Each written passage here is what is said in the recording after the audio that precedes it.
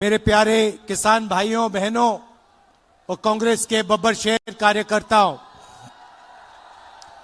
आप सबका यहां बहुत बहुत स्वागत, नमस्कार। मीडिया के हमारे मित्र हैं, आपका भी यहां पे स्वागत, नमस्ते। पार्लियामेंट में आपने भाषण देखा मेरा? देखा था? देखिए, प्रेसिडेंट्स एड्रेस होता है, उसमें हर साल राष्ट्रपति का भाषण होता है और उसके बाद पहला स्पीकर अपोजिशन का ओपी होता है। ये हर साल हुआ है। हिंदुस्तान के इतिहास में इस साल पहली बार लोकसभा में लीडर ऑफ ऑपोजिशन को बोलने नहीं दिया गया।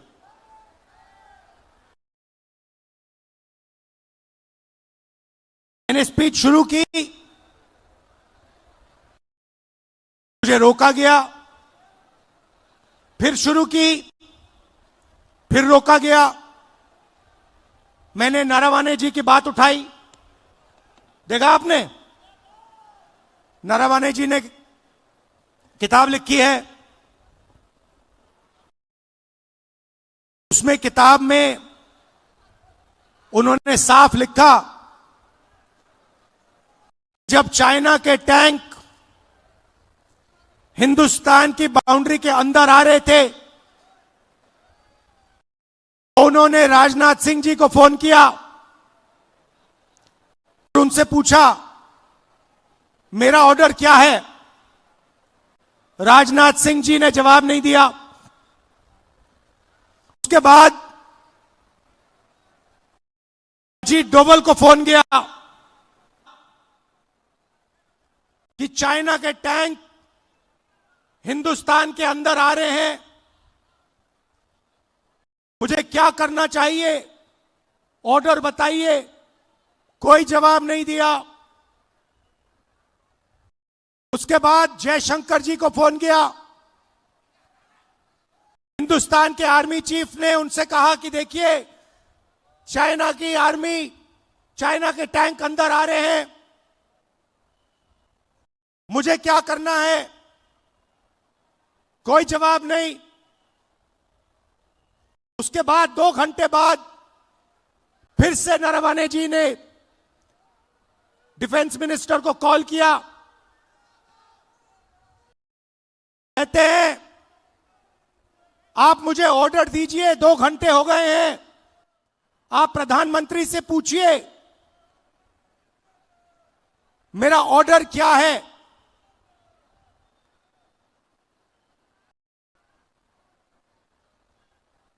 ये सवाल इसलिए पूछ रहे थे क्योंकि चाइनीज आर्मी पर फायर करने का निर्णय प्रधानमंत्री को देना पड़ता है। युद्ध का निर्णय आर्मी चीफ नहीं ले सकता है, वो मिलिट्री डिसीजन नहीं होता है, वो राजनीतिक पॉलिटिकल डिसीजन होता है और वो प्रधानमंत्री लेता है। चाइना की आर्मी अंदर आ रही है, हिंदुस्तान के आर्मी चीफ घंटों फोन लगा रहे हैं, कोई जवाब नहीं। उसके बाद राजनाथ सिंह जी प्रधानमंत्री को फोन करते हैं, प्रधानमंत्री ने आर्मी चीफ से बात नहीं की, वो छुप गए अपने कमरे में और रक्षा मंत्री से कहते हैं कि आर्मी चीफ को बताओ जो वो उचित समझे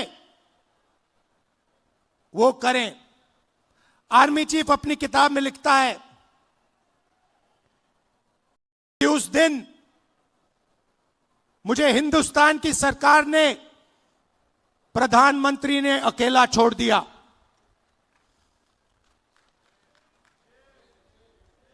बात समझिए, आर्मी चीफ को जब ऑर्डर देने का समय आया, चाइनीज टैंक्स को रोकने का ऑर्डर आया, हमारे प्रधानमंत्री गायब हो गए। यह तो शुरुआत थी। पार्लियामेंट में यह बोलने की कोशिश कर रहा था,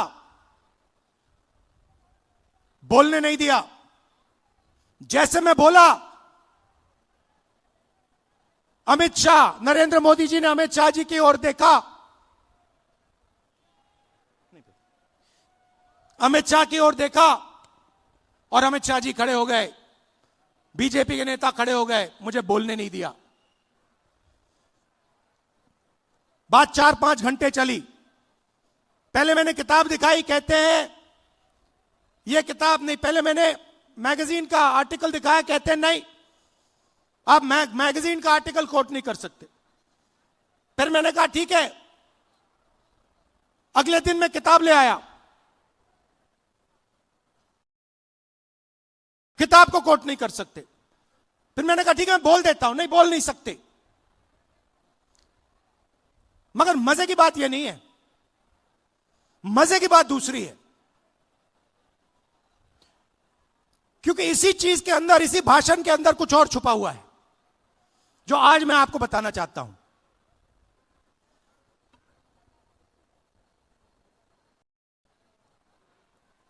हुआ क्या, मैं नरवाने जी की बात कर रहा था,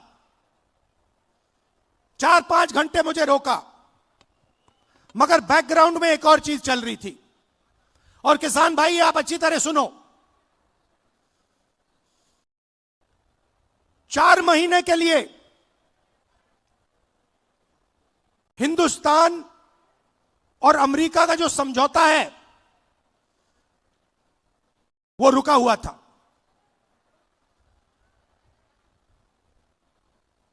क्यों रुका था? कृषि के मामले पर रुका था। हिंदुस्तान की सरकार नहीं चाहती थी कि अमेरिका की बड़ी बड़ी कंपनियां सोया, कपास, भुट्टा हिंदुस्तान में बेच पाए, दाल हिंदुस्तान में बेच पाए। हिंदुस्तान का कोई किसान नहीं चाहता, कोई राजनेता नहीं चाहता, और हिंदुस्तान की सरकार भी नहीं चाहती थी। 4 महीने चर्चा बंद पड़ी थी।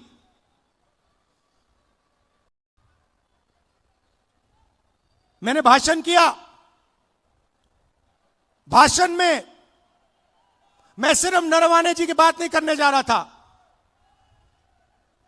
मैं 2-3 चीज और कहना चाहता था। मेरे भाषण खत्म होते ही, अच्छी तरह सुनिए आप, मेरे भाषण खत्म होते ही प्रधानमंत्री गए लोकसभा से। शाम को बिना राजनाथ सिंह जी, बिना शिवराज चौहान जी, बिना गडकरी जी, मतलब बिना अपने कैबिनेट से पूछे, उसी दिन शाम को नरेंद्र मोदी जी ने ट्रंप को फोन कॉल लगाया। ट्रंप ने ट्वीट किया है कि हिंदुस्तान के प्रधानमंत्री ने मुझे फोन किया।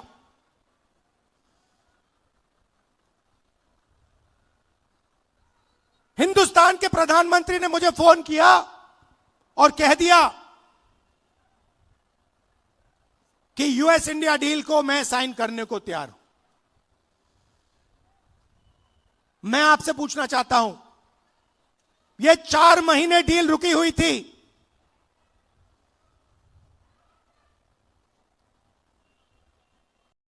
4 महीने यह डील रुकी हुई थी। लोकसभा से नरेंद्र मोदी भाग के गए। आप सबने टीवी पे देखा, भागते हुए गए। अगले दिन झूठा बहाना बनाया कि कांग्रेस पार्टी की महिलाएं उन पर आक्रमण करने जा रही थी। सच्चाई है कि प्रधानमंत्री पार्लियामेंट में नहीं खड़े हो पाए और फिर सीधा फोन लगा ट्रंप को। आप शिवराज चौहान जी से पूछिए, कृषि मंत्री हैं, क्या कैबिनेट ने निर्णय लिया? नहीं।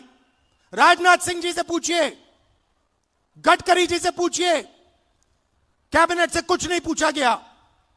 सीधा प्रधानमंत्री ने फोन किया, कहा मैं डील करने को तैयार हूं। क्यों किया? 4 महीने कुछ नहीं हिला और फिर एकदम नरेंद्र मोदी जी ने फोन किया और हिंदुस्तान के किसानों को बेच दिया, हिंदुस्तान की गारमेंट इंडस्ट्री को बेच दिया, हमारा सारा का सारा डेटा अमेरिका को दे दिया।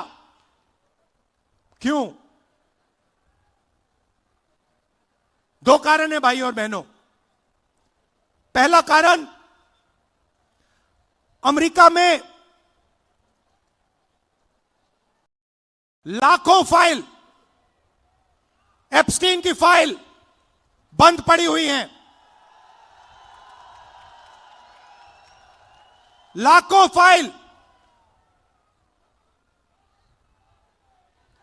30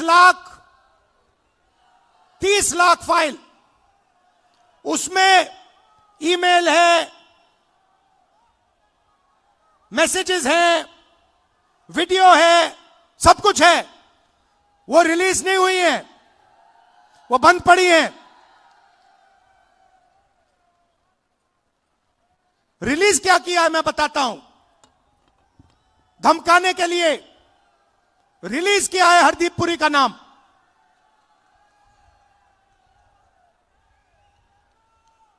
वो मैसेज है कि भैया अगर आपने हमारी बात सुनी नहीं तो फिर उन फाइलों में से माल निकलेगा।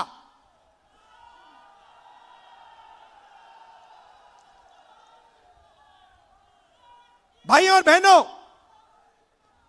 अनिल अंबानी मेरा मित्र नहीं है।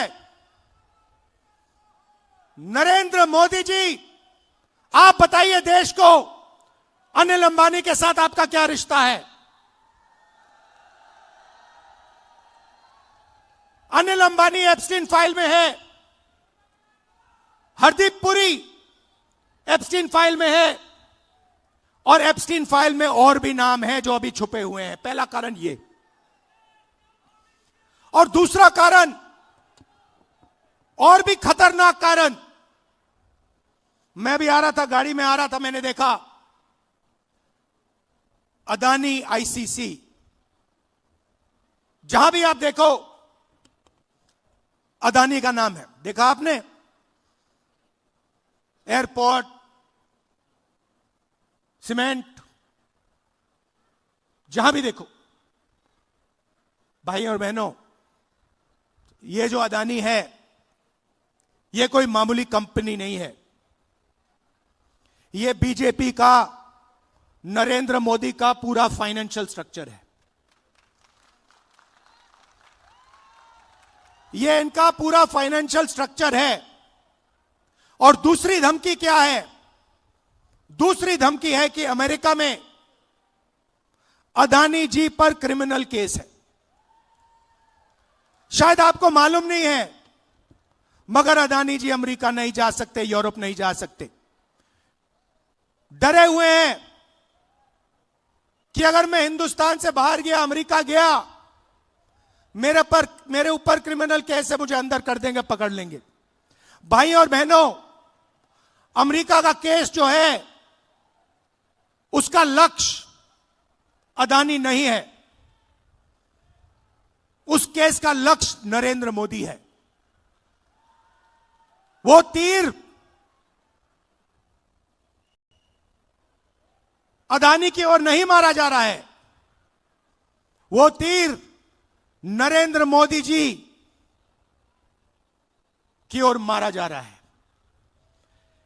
इन दो कारणों, ये दो कारण थे कि नरेंद्र मोदी जी पार्लियामेंट से भाग के निकले और उसी शाम उन्होंने ट्रंप को फोन किया और कहा, सर जो भी आप चाहते हो, जो भी आप उचित समझो वो आप करो, मैं साइन करने को तैयार हूं। देश को बेच दिया। और यह बात सिर्फ मैं नहीं कह रहा हूं, यह बात बीजेपी और आरएसएस के सारे कार्यकर्ताओं के दिल में है। वो सब जानते हैं कि नरेंद्र मोदी जी को दो ग्रिप से चोक कर दिया गया है। नरेंद्र मोदी जी की आंखों में आप देखिए, उनके भाषण देखिए, कल का भाषण देखिए, उनकी आंख में आंख मिला के देखिए, आपको दिखेगा कि नरेंद्र मोदी कॉम्प्रोमाइज्ड है, नरेंद्र मोदी को फंसा दिया गया है और नरेंद्र मोदी ने दबाव में आकर यह डील की है। यह डील नहीं है, यह किसान के दिल में तीर है। बाकी देशों ने, एक और चीज हुई अमेरिका में, अमेरिका के सुप्रीम कोर्ट ने कहा कि ट्रंप ने जो टैरिफ लगाए हैं दुनिया में, उनको हम रद्द करेंगे, और उन्होंने रद्द कर दिया। बाकी देशों ने बात सुनते ही कहा कि देखिए सुप्रीम कोर्ट ने रद्द कर दिया तो हम भी डील रद्द कर रहे हैं। मगर नरेंद्र मोदी के मुंह से एक शब्द नहीं निकला। मैं चैलेंज करता हूं नरेंद्र मोदी जी को, इस स्टेज से चैलेंज करता हूं। अमेरिका के सुप्रीम कोर्ट ने ट्रंप को कहा है कि आपके जो टैरिफ हैं उनको हम रद्द कर रहे हैं। मैं चैलेंज करता हूं नरेंद्र मोदी को कि आप हिंदुस्तान और यूएस की डील को रद्द करके दिखा दीजिए। दम है तो करके दिखा दीजिए। ये नहीं कर सकते हैं। बीजेपी के कार्यकर्ताओं, मैं आपको बता रहा हूं, ये नहीं कर सकते हैं क्योंकि इन पर अमेरिका का, ट्रंप का दबाव है। ये नहीं कर सकते हैं क्योंकि एप्स्टीन की धमकी है और अदानी का जो क्रिमिनल केस है वो इनके सिर के ऊपर लटका हुआ है। हिंदुस्तान को धोखा दिया है, यह सच्चाई है। और सिर्फ किसानों को नहीं, सबसे पहले 21वीं सदी में सबसे जरूरी चीज क्या है? डेटा। 21वीं सदी डेटा की सेंचुरी है। जिसके पास डेटा है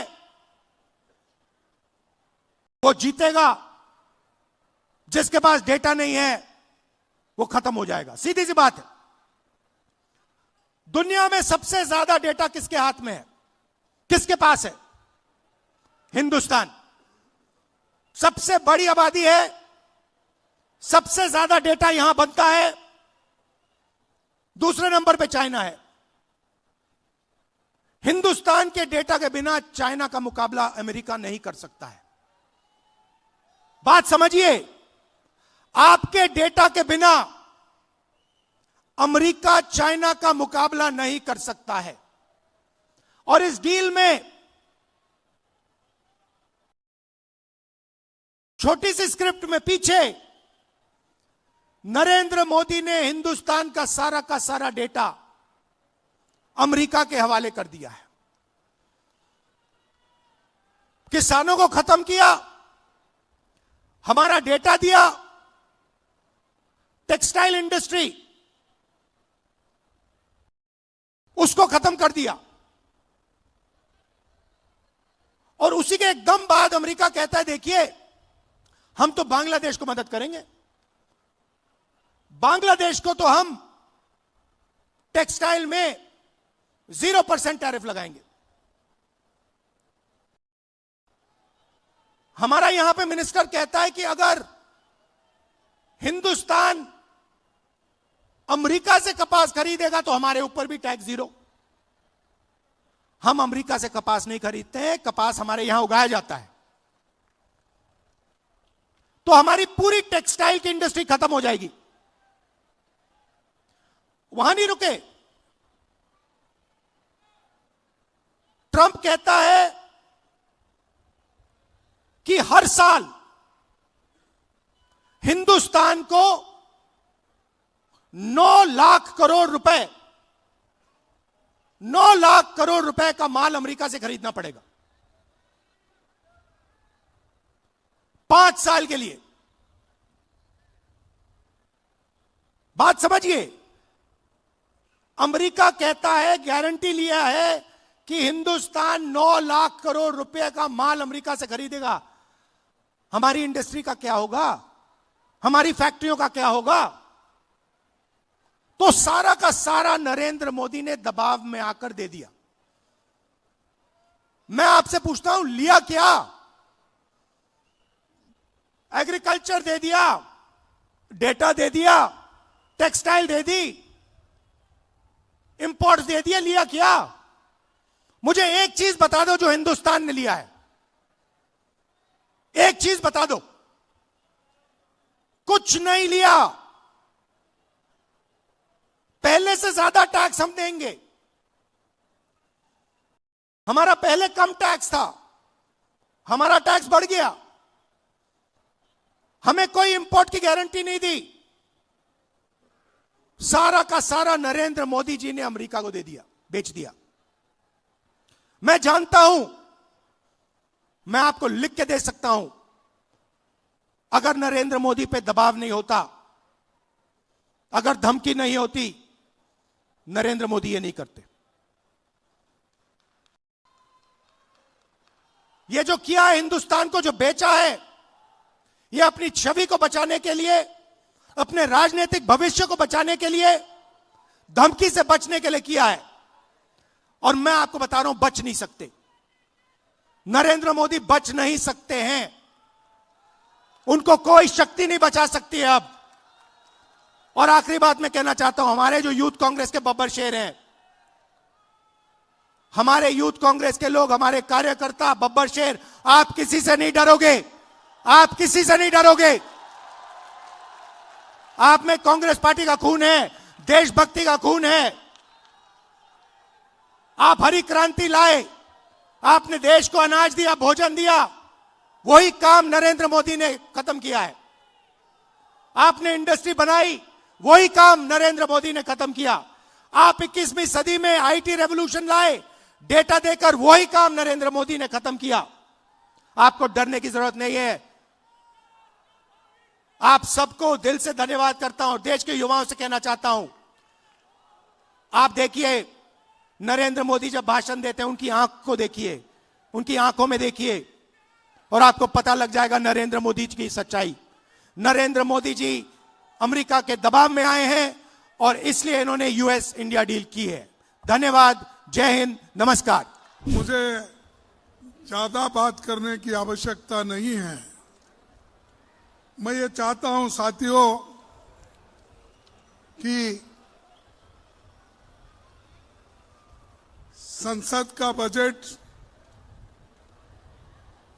हमारा चल रहा है, फिर 9 तारीख को हम मिलने वाले हैं,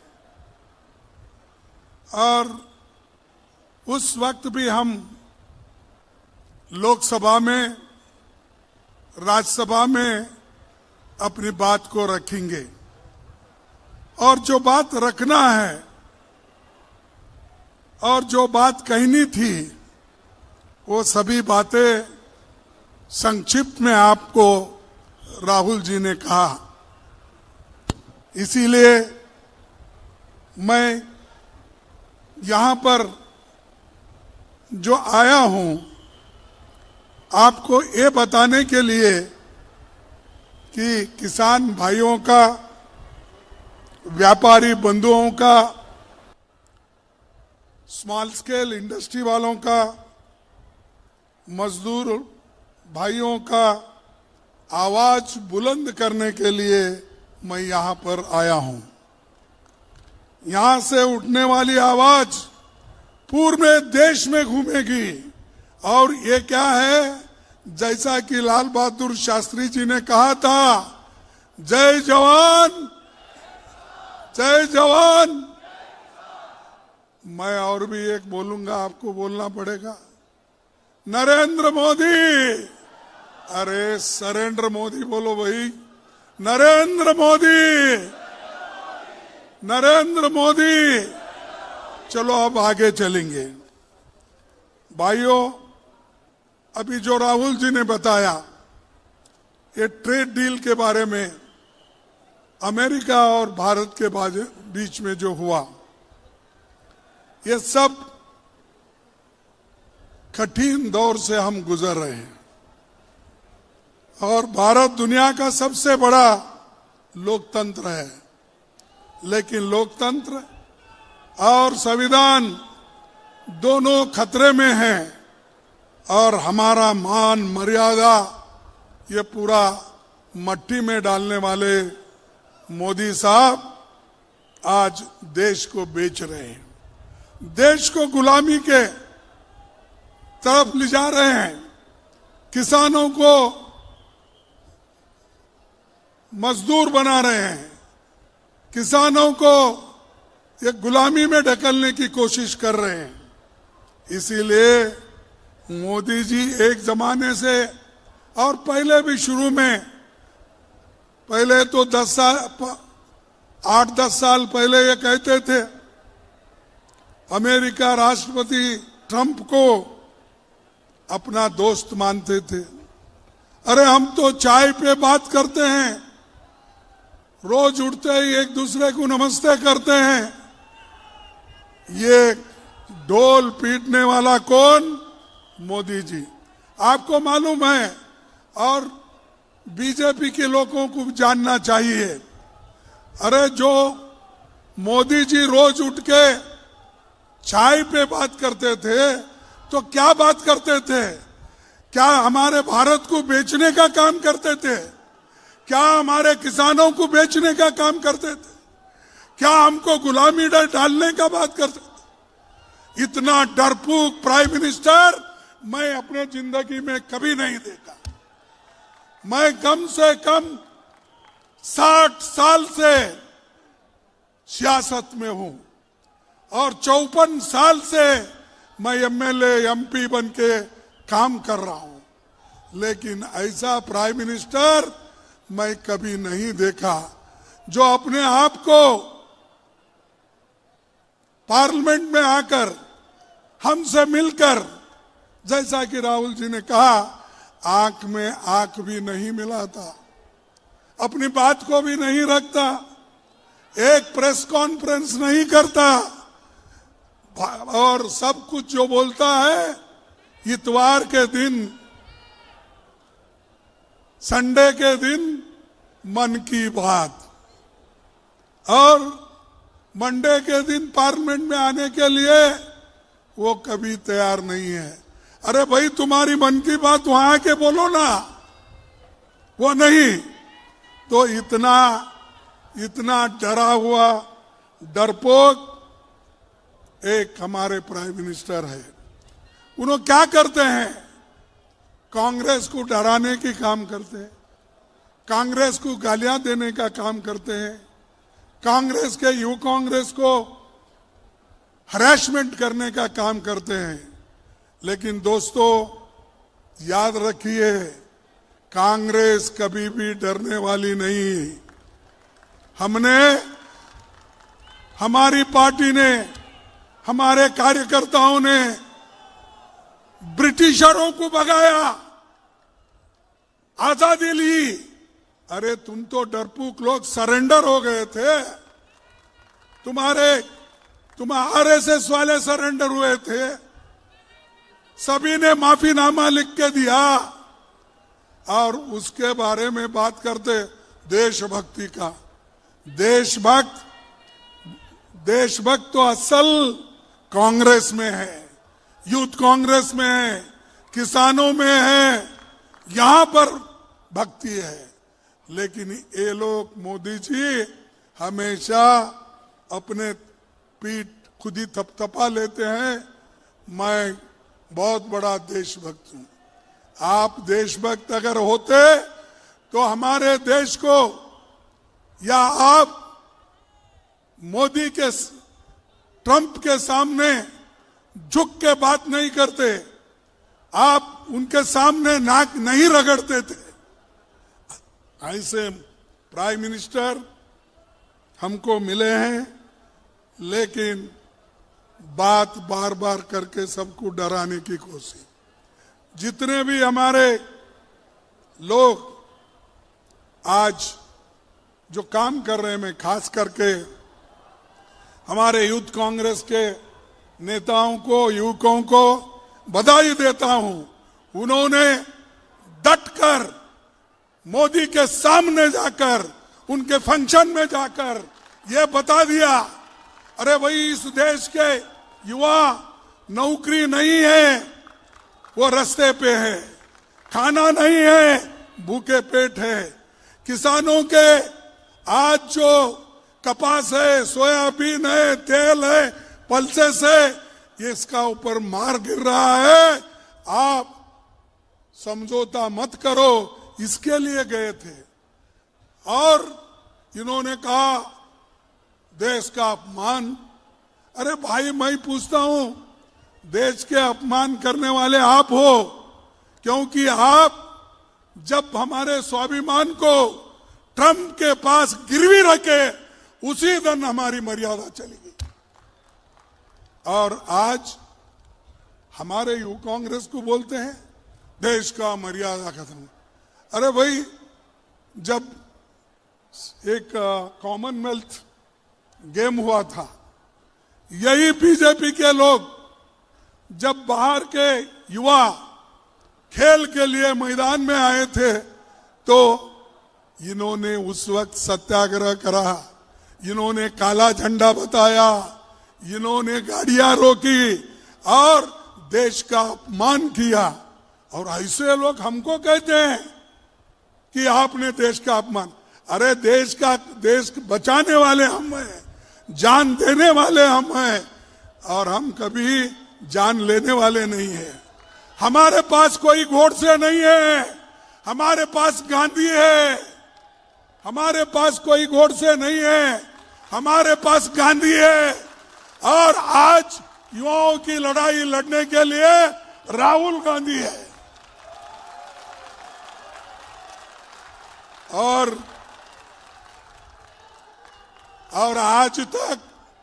आज तक मोदी चुप बैठे। जब ट्रंप बार बार कहता है कि भाई, अरे भाई आप अगर सुनेंगे तो मैं बोलता हूं,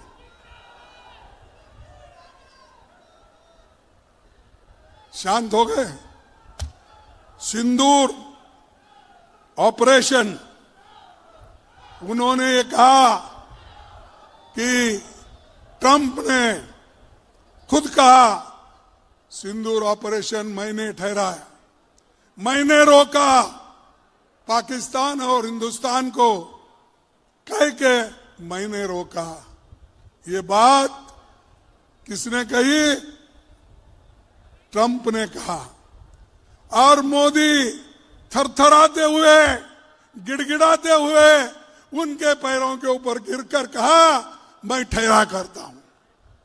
अरे ऑपरेशन सिंदूर ठहरा करके आपने तो बहुत बड़ी गलती की, और आज बड़े बड़े बात करते हो। तो मैं आपसे यही निवेदन करूंगा कि हमारी पार्टी मजबूत है, डरो मत। अगर तुम डरेंगे तो मरेंगे।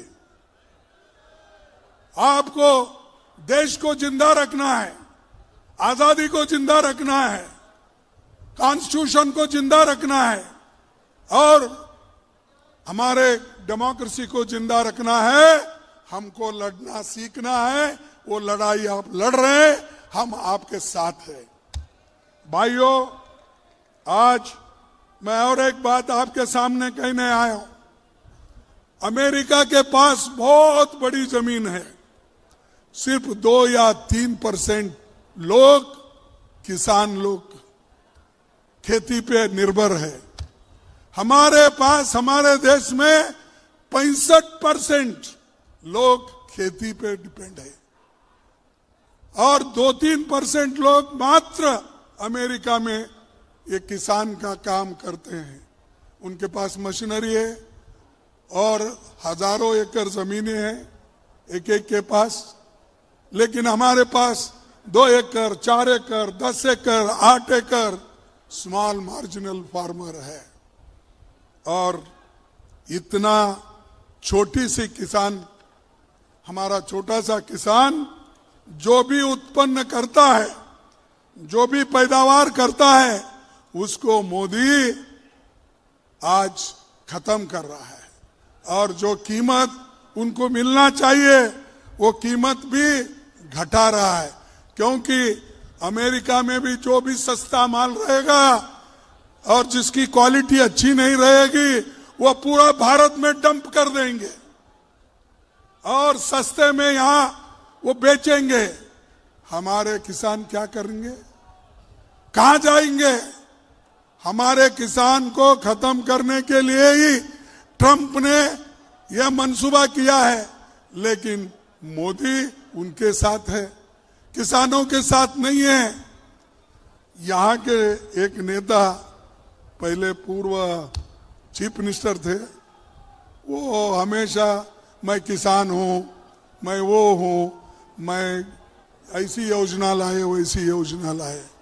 लेकिन ठीक है भाई, जब तक आप चीफ मिनिस्टर थे मध्य प्रदेश में कुछ लाए होंगे, कुछ खाए भी होंगे, लेकिन मैं पूछता हूं अब दिल्ली में जाने के बाद जो मोदी गलतियां कर रहा है उसके लिए आपके जबान से बात क्यों नहीं निकलती? साहब, ये किसानों के खिलाफ है, ये मजदूरों के खिलाफ है, ये हमारे देश के खिलाफ है। ये बात चौहान साहब आप क्यों नहीं बोल रहे? सिर्फ उधर इधर देख के भाषण करे, ऐसा ऐसा लंबा हाथ करके करे, नहीं होने वाला है। आपको करना है, अगर आपको मजदूरों का, किसानों का हित करना है, आप लड़ो मोदी जी से। अरे आपको तो यहां से भगा के उधर लेके गए, आप कुछ नहीं करे आज। लेकिन वहां दिल्ली में आते ही बड़े बड़े बातें वो तो करते हैं, मजबूरी है उनकी, क्योंकि मोदी के सामने वो पाप बेचारे झुक गए हैं और जिसको झुकने की आदत है वो झुकते रहता है, झुकने दो। और जैसा कि अभी अभी कहा गया कि भाई टेक्सटाइल खत्म, लेदर इंडस्ट्री खत्म, सोयाबीन खत्म, पल्सेस खत्म, हर चीज हमारे देश का खत्म। और जम्मू कश्मीर और हमारे उत्तराखंड, हिमाचल में जो फल उगाते हैं वो फल को भी दाम नहीं मिलेगा, क्योंकि वो भी एग्रीमेंट में है। इसके अलावा एग्रीमेंट में और क्या है, उन्होंने ये भी कहा है कि हम एडिशनल कुछ चीजें भी बाद में जब फाइनल एग्रीमेंट होगा तो उस वक्त हम बताएंगे। तो वो मार्जिन भी उन्होंने रख लिया है। और आज लेकिन यहां पर जो अपने किसानों का हितैषी जो बताने वाले लोग हैं, ट्रंप का ही गुणगान गाने वाले आज वो बन गए हैं। मनरेगा जैसे योजनाओं को निकाले, अरे मनरेगा का गरीब आदमी को पेट भरने के लिए सोनिया गांधी जी ने राइट टू वर्क कानून लाया, उससे मजदूरों का पेट भरता था। बच्चों को पढ़ने के लिए मुफ्त एजुकेशन उन्होंने किया, वो राइट टू एजुकेशन था। आपके पेट भरने के लिए फूड सिक्योरिटी लाई, वो आपके लिए था। ये सब मोदी करते हैं या किए हैं? उनका सिर्फ काम है नाम बदलो। कहीं भी जाओ, रास्ते का नाम बदलो, बिल्डिंग का नाम बदलो, और यही एक कभी बाकी है, वो खुद का नाम नहीं बदल ले रहे। अगर खुद का नाम बदल लिए वो अच्छा है ना, क्योंकि उनका नाम, वो जो पैदा हो गए वो कांग्रेस के जमाने में पैदा हो गए, तो इसीलिए अरे मैं कांग्रेस के जमाने में पैदा हो गया हूं, ये मोदी मेरा नाम नहीं है, नया नाम कुछ है तो आप बताओ। अरे ऐसे पागलपन इनके दिमाग में भरा हुआ है, और इनकी फॉरेन पॉलिसी बेकार है, और जो चीजें इनको करना चाहिए वो तो नहीं करते, लेकिन जो लोगों को भला करना चाहिए वो सब छोड़ दिए। अरे एक ब्राजील का प्राइम मिनिस्टर लुलू आके ये कहता है, भाई हिम्मत मत हारो मोदी जी, मैं भी किसानों की हिफाजत कर रहा हूं ब्राजील में, तुम भी उठो, किसानों का मदद करो, हम सब एक होकर लड़ेंगे। तो उसने कहा, लेकिन उनके बारे में कुछ कहने की इनके पास कोई हिम्मत नहीं, वो ट्रंप को बोलने का। लेकिन उसने कहा, मेरे साथ दो, दुनिया के जितने भी लोग हैं, राष्ट्र है, वो एक होकर लड़ेंगे ट्रंप के खिलाफ। लेकिन वो बात भी वो नहीं कर रहे। आप सब जानते हैं, रूस हमारा पुराना दोस्त, जो हमको तेल बेचता था, ईरान हमको तेल बेचता था, हम सस्ते में वहां लेते थे। लेकिन ट्रंप ने कहा, मोदी अगर आप भूल कर भी रूस के पास, ईरान के पास तेल खरीदेंगे तो आपका 12 बच जाएगा। उन्होंने धमकी दी, इन्होंने बोला यस सर, हर चीज को जो ट्रंप कहते हैं उसको यस सर, हाथ उठाते हैं, नाक रगड़ते हैं, और सर नीचे करके झुक के उनके ऑर्डर को स्वीकार करते हैं। तो ऐसा मैं पहली बार ऐसे एक प्राइम मिनिस्टर को देख रहा हूं, और ऐसे लोग अगर बहुत दिन हुकूमत में रहे तो ये देश के लिए बहुत नुकसान है। इसका क्या इम्पैक्ट है अभी राहुल जी बताए, और मैं भी यही कहूंगा कि भाई अमेरिका से कुल 45 लाख करोड़ रुपए यानी 500 बिलियन का सामान 5 साल में खरीदना होगा। ये किसने कहा? ट्रंप ने कहा। किसने माना? मोदी ने माना। पहले भारत सालाना 86 बिलियन का सामान निर्यात करता था, हम भेजते थे, एक्सपोर्ट करते थे, और 46 बिलियन का आयात करते थे।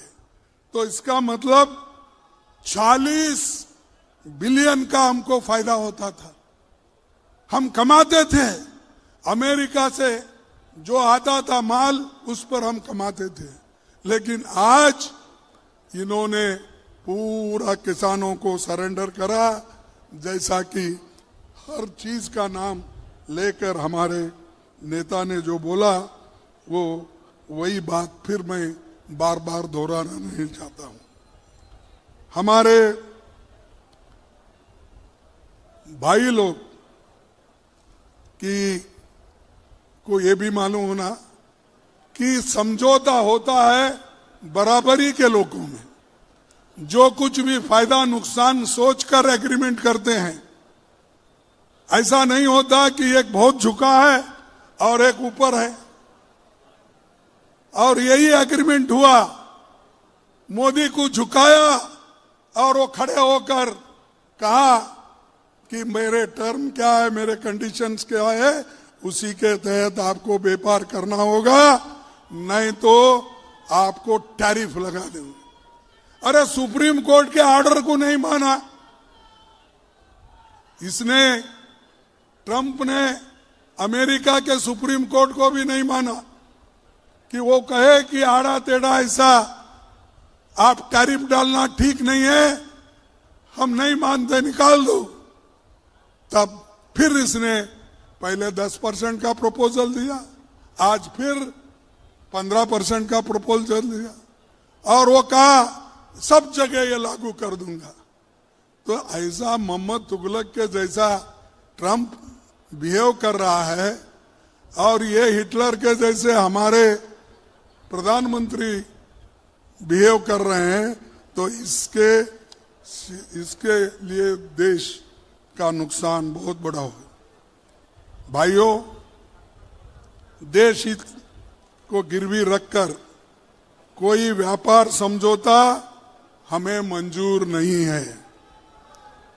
देश हित को गिरवी रखकर कोई व्यापार समझौता हमें मंजूर नहीं है।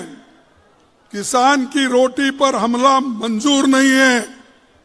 ऊर्जा सुरक्षा से खिलवाड़ मंजूर नहीं है। भारत की समृद्धता और आत्मनिर्भरता से समझौता मंजूर नहीं है। हमको इन चीजों का कोई मंजूर नहीं है। ऐसे चीजों पर भारत आत्मनिर्भर रहना चाहता है, स्वाभिमान से जीना चाहता है। वो किसी से डरना नहीं चाहता और डर के जीना नहीं चाहता। अगर आज ट्रंप हो, मोदी हो, अगर एक दूसरे को सरेंडर कर लेते हैं तो उनकी इच्छा है, लेकिन देश के जनता की इच्छा क्या है? हम स्वाभिमान से जिए, आजादी को मजबूत रखे, संविधान को मजबूत रखे, लोकतंत्र को मजबूत रखे, ये हमारा सवाल है। तो इसीलिए मैं आपसे ज्यादा नहीं कहना चाहता हूं, क्योंकि ये जो कानून, नरेगा का भी कानून, इनको वापिस लेना पड़ेगा। जैसा किसानों के 3 काले कानून को उन्होंने वापिस लिया, 750 किसान मर गए, उसके बाद उन्होंने वापिस लिया, वैसा ही नरेगा के कानून जो गरीबों के लिए है, आज जो इन्हें ग्रामीण जी का कानून लाया है, वो कानून हमारे लिए नुकसानदायक है। इसीलिए हम नरेगा को रिस्टोर करेंगे और उसके लिए लड़ेंगे।